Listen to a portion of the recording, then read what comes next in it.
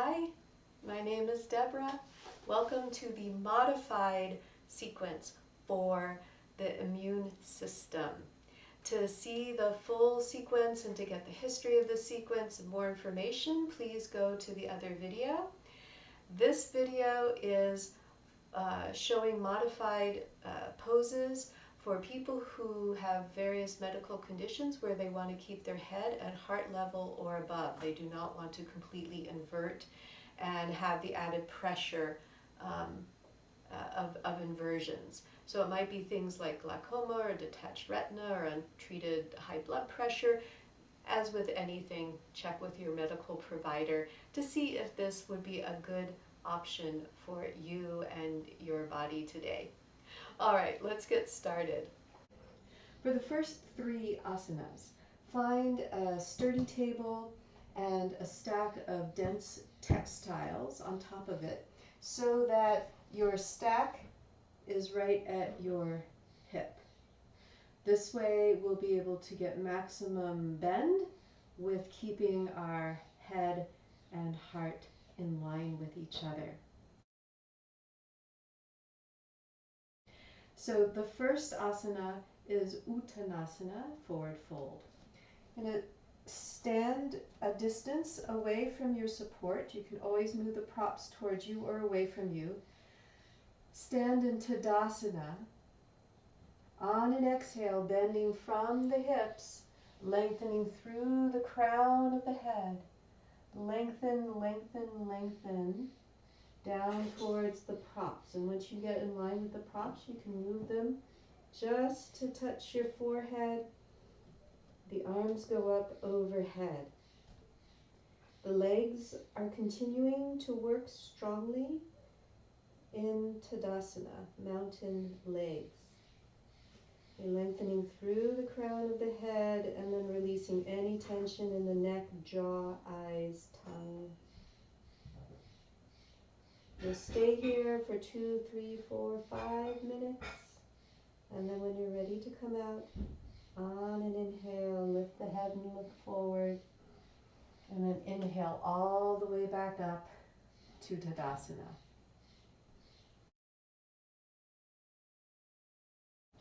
The second pose in this sequence is Adho Mukha Svanasana, downward facing dog. We'll do a variation using our props facing the wall. Start in Tadasana. Inhale the arms up overhead and start to bend at the hips till the hands come firmly onto the wall. From here, start to walk back. Let the hands come down the wall until you can extend your head and neck gently, letting the forehead rest on the stack of textiles. The arms are very active. The feet, the legs are very active. Everything is working except the head and the neck are soft and relaxed and supported. The palms are wide. The thumbs are moving towards each other. The lower arms are inwardly rotating towards the thumbs and the forefingers to assist in that endeavor. The upper arms are externally rotating to create length across the shoulders. The armpit chest area is open. The feet are engaged as well, lifting up through the arches. Strong Tadasana, mountain legs. Hold this pose for 2, 3, 4, 5 minutes. And when you are ready to come out on an inhale, you'll lift the head first to look towards the wall. Walk the feet towards the wall. Release the hands from the wall and stand in Tadasana. The third asana in this sequence is a variation of Prasrita Padottanasana, which is a standing wide-legged forward fold pose. In addition to the same setup that you had for the first two, you could also add a strap, or it could be some belts that are strapped together. And have it about 3 feet apart. You can decide if you want it shorter or wider. And to get into this, this is for the feet. You step into it this way, and then you can heel toe the other foot, and then you can adjust it, make it shorter or wider. And then when you feel good and secure here, and so this strap is giving you positive reinforcement to the feet. It's right in the instep, so you can feel the outer edge of the foot, and you can lift up through the arches. And so from here, we'll start in Hasta Padasana, so extend the arms out all the way through the fingertips. And then when you are ready, bending at the hips, lengthening through the neck all the way through the crown of the head, adjust the props to meet your forehead. And when you have settled in there, then just bring the arms up overhead. The legs are working strongly. Make sure that the shoulders are not creeping up towards the ears. Roll those shoulders back and down. The armpit chest is open. The head and the neck are released. The tongue, the jaw, the teeth, the eyes, the ears, everything is soft. Stay here for 2, 3, 4, 5 minutes. And when you are ready, on an inhale, first look up, take a breath, and then come all the way back into standing Hasta Padasana. And then heel toe the feet in and end in Tadasana.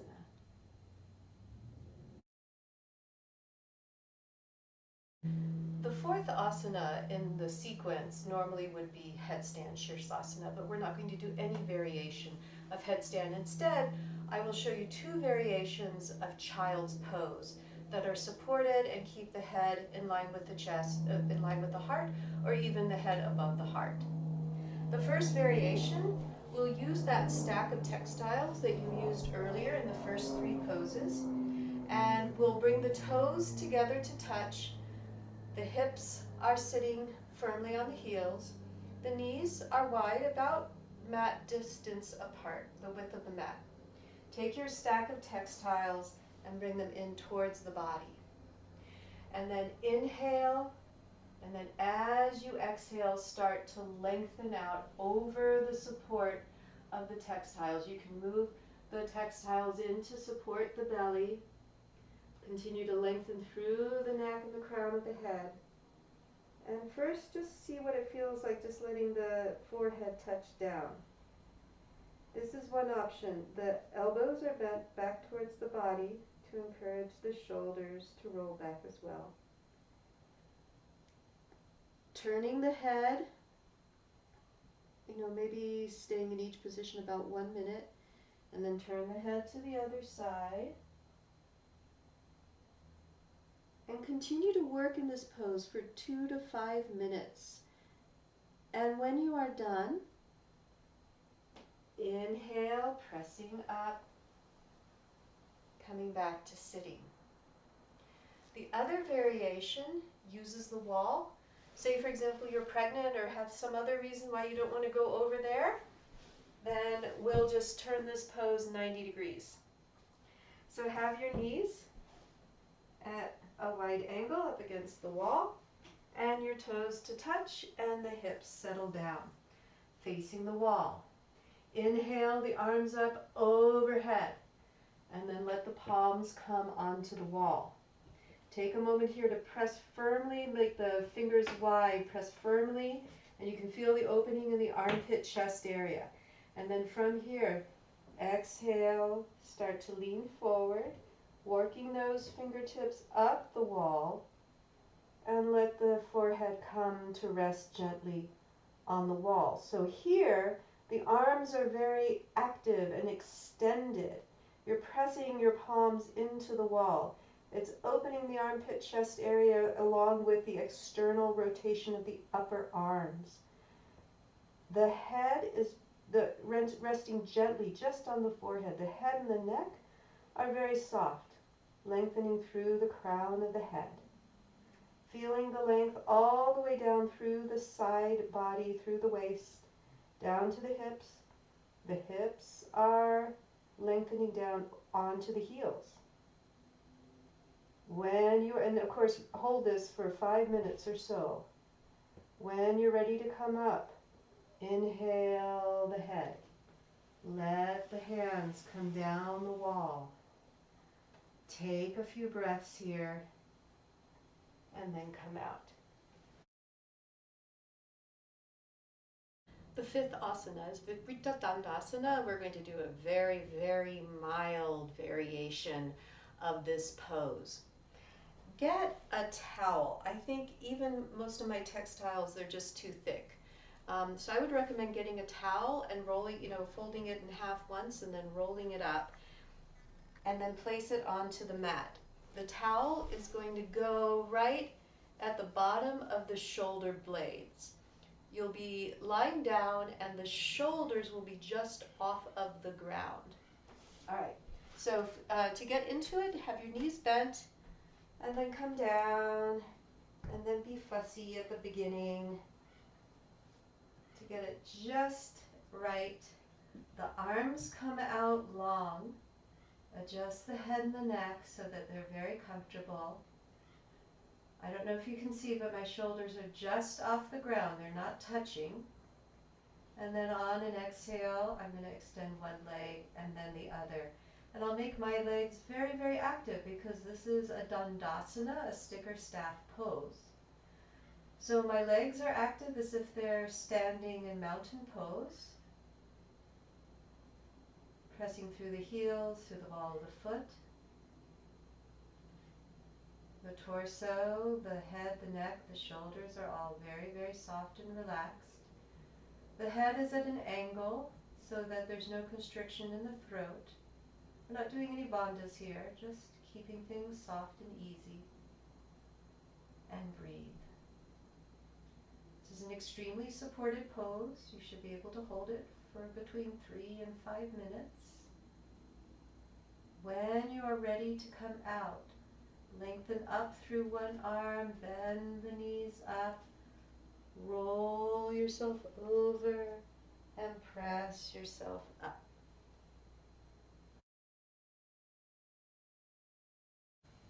The sixth pose is usually shoulder stand. We're not going to do any version of shoulder stand in this modified sequence.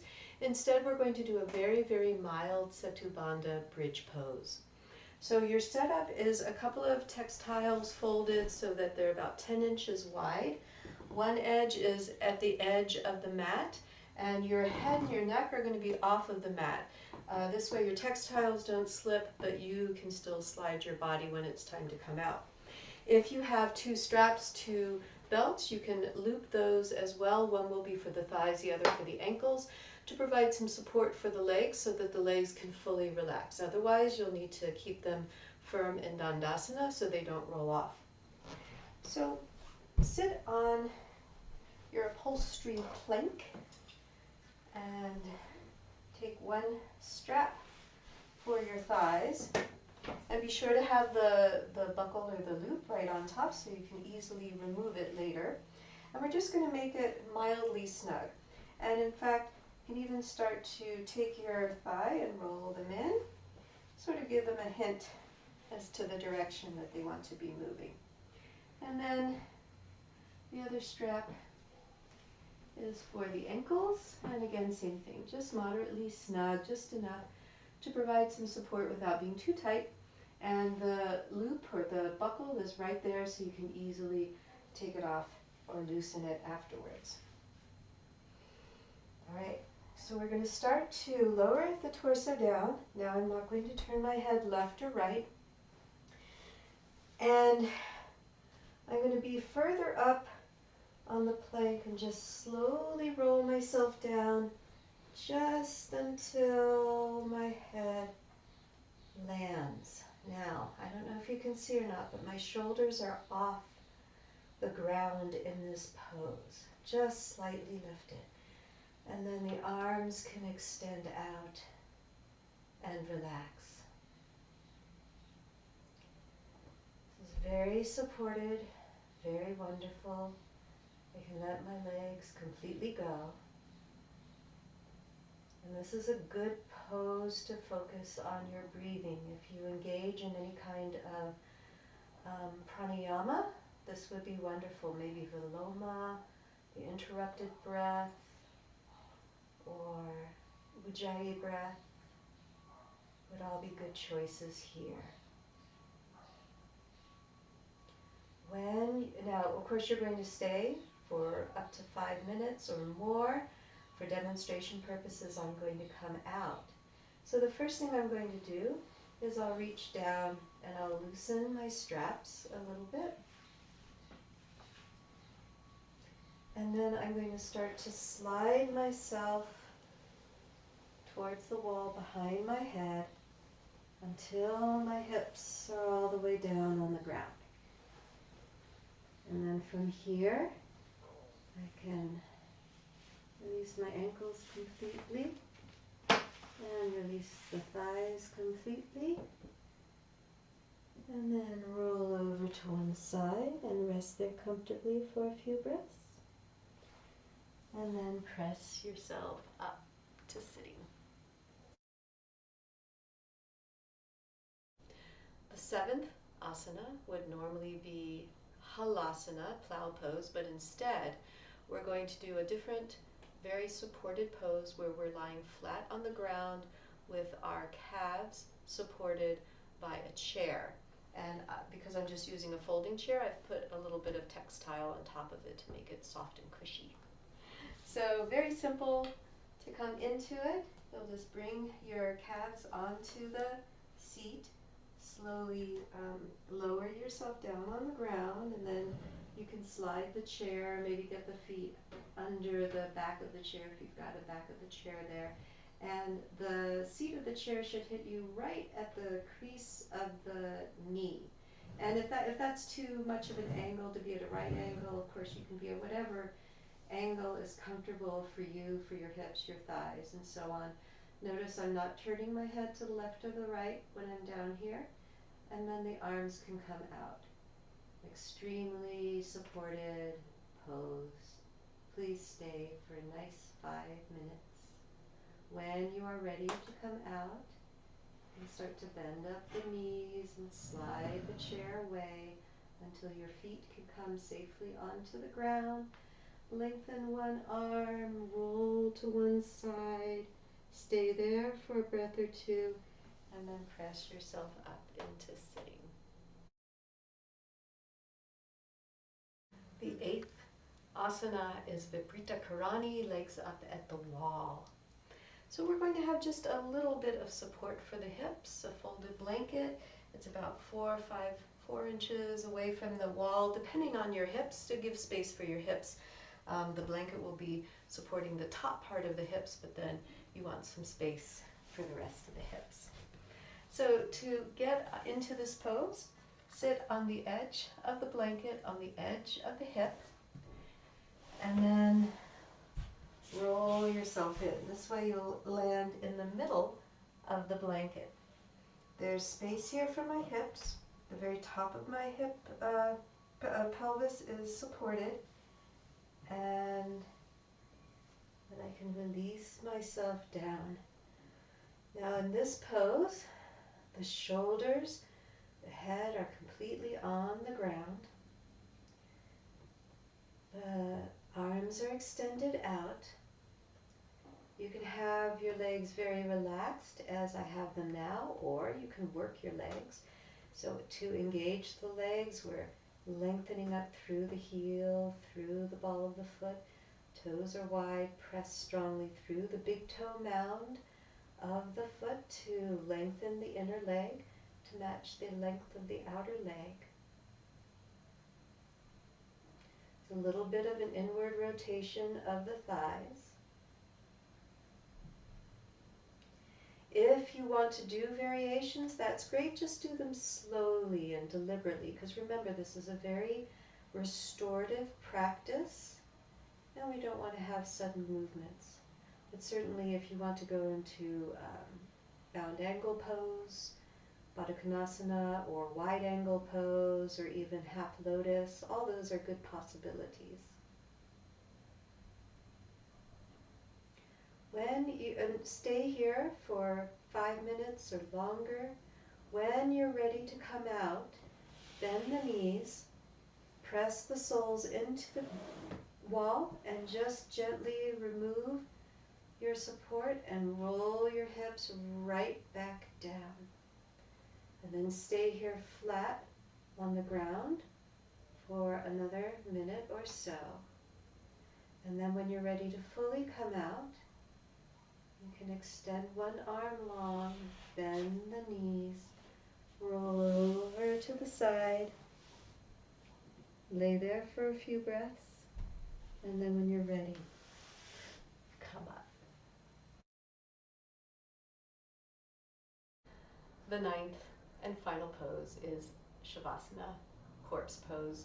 Needs almost no introduction. There are so many variations. You can put support under your head, under your knees. There are a lot of variations. I'll show you one way that I like to get into it that includes a little bit of a side twist.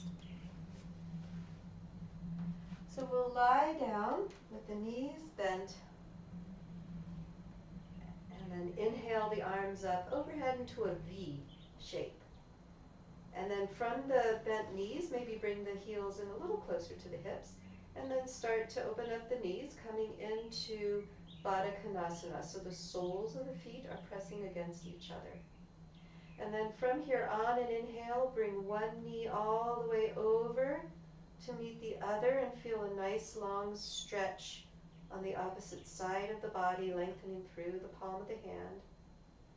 And then when you're done, exhale, bringing them open, take a breath here, and then inhale the other knee all the way up and over, around, lengthening through the side body.